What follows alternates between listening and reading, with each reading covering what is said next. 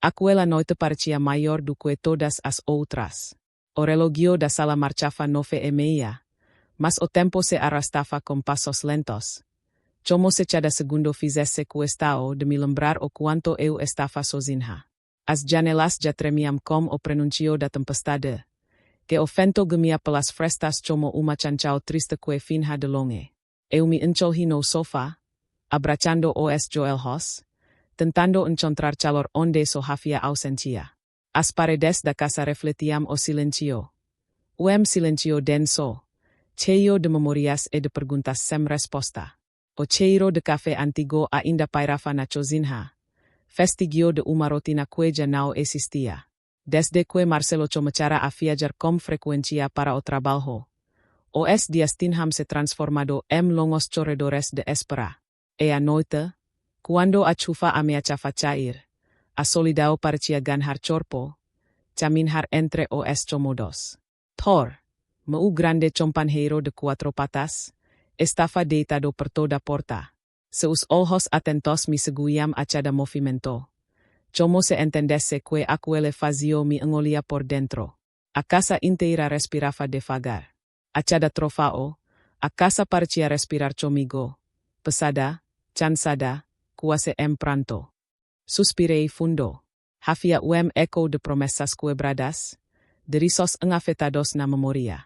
Eu queria acreditar que a distancia era só temporária, que bastava resistir mais pouco.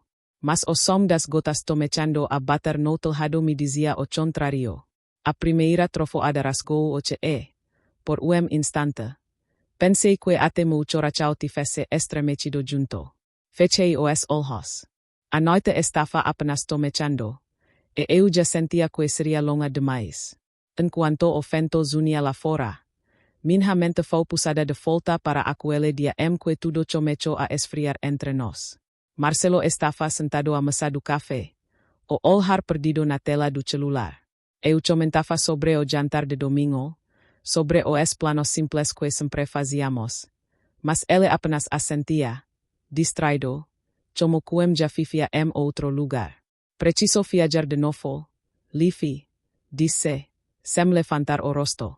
O projeto se estende por mais 2 semanas. Lembro-me do nó que se formou na garganta. De novo. Foi tudo que consegui dizer. Ele apenas apertou os lábios, guardou o telefone no bolso e se levantou. O som da mala sendo arrastada pelo piso echou pela casa como uma despedida sem data para o retorno. Ele saiu sem olhar para trás, e foi o rabo do Thor balançando que me lembrou que eu ainda estava ali. Thor correu em direção à porta, como que quisesse impedir a partida, e depois voltou lentamente, encostando a cabeça no meu colo. Aquele gesto simples, aquela lealdade silenciosa, foi o primeiro abraço que recebi naquele dia. Desde então, o cheiro das camisas de Marcelo no guarda-roupa se misturava com o som do relógio que parecia zombar da espera. As ausências dele se tornaram rotina, e eu fui me acostumando a conversar mais com o chão do que com o homem que prometera me amar. Thor fichou, Marcelo não. A chuva começou tímida, mas logo se transformou em uma sinfonia nervosa no telhado. Eu contava os segundos entre raio e outro, tentando adivinhar quantas batidas faltavam para o som do trovão. Foi quando ruído diferente cortou o barulho da tempestade. Estalo seco, como o de galho quebrando, e depois, passos. O coração acelerou de jeito que nenhuma lógica podia acalmar. Caminhei até a janela da sala, empurrando a cortina com cuidado. Lá fora, o jardim se movia ao sabor do vento.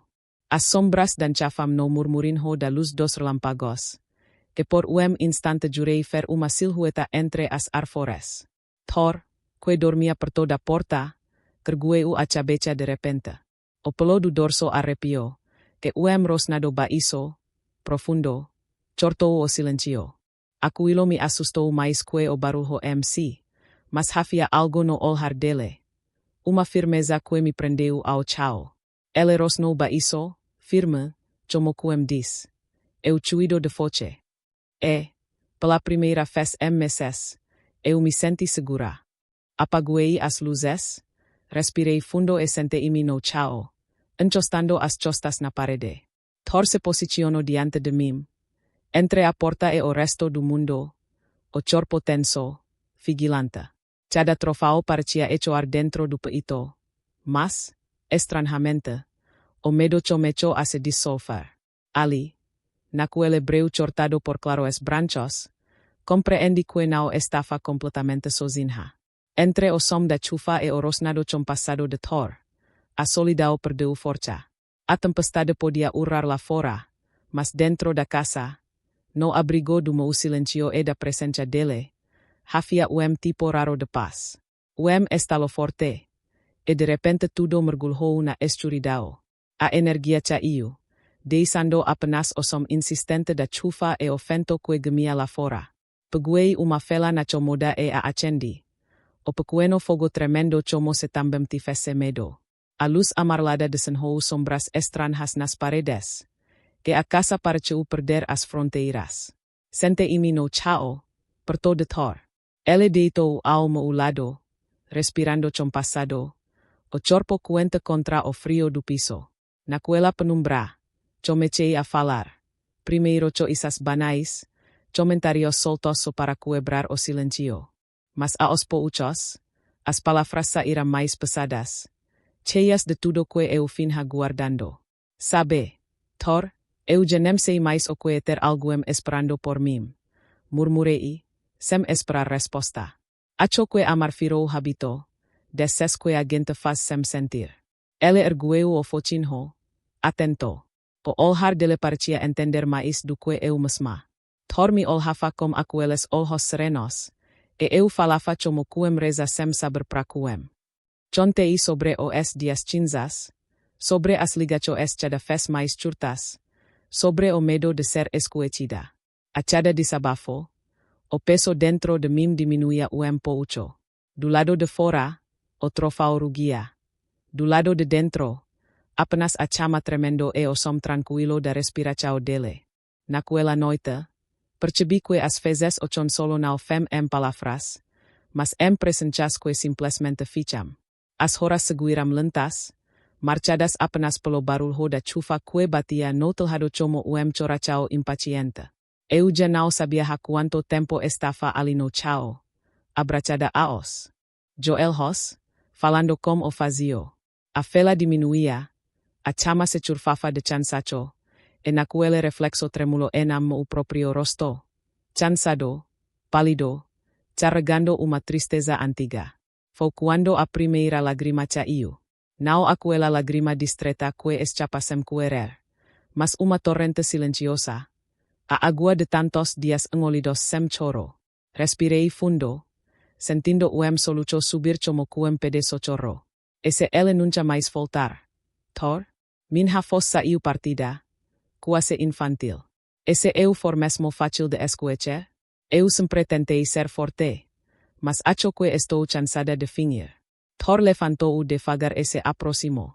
Sem ruído, encostou a cabeça pesada sobre o meu joelho, com olhar tranquilo, quente, exato. Nem uma palavra, só aquele gesto manso, que senti o nono peito se desfazendo devagar. Passei a mão sobre o pelo dele, machio como lembrança boa. O simples contato me trouxe de volta ao ritmo da respiração. Como se cada afago costurasse as partes de mim que estavam soltas. Pela primeira vez em muito tempo, chorei sem vergonha.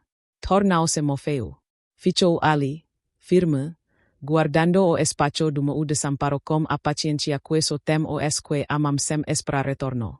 A tempestade lá fora continuava, mas dentro de mim começava outro tipo de chuva. Aquela que vem para limpar, não para assustar. Quando as lágrimas cessaram, o silencio não doía mais. Era leve, era paz. Quando abri os olhos, o silencio era outro. A chuva havia ido embora, levando consigo os medos que sussurravam nas paredes. Abri a janela devagar. O ar da manhã entrou frio e cheiroso, carregando aquele perfume doce de terra molhada que parece prometer recomeço. O jardim estava encharcado, mas vibrante. Cada folha coberta de gotas parecia brilhar sob a primeira luz do dia. Torchoreu até a porta, ansioso por sair. Eu o segui, ainda com os pés descalços, sentindo a grama úmida cholar na pele.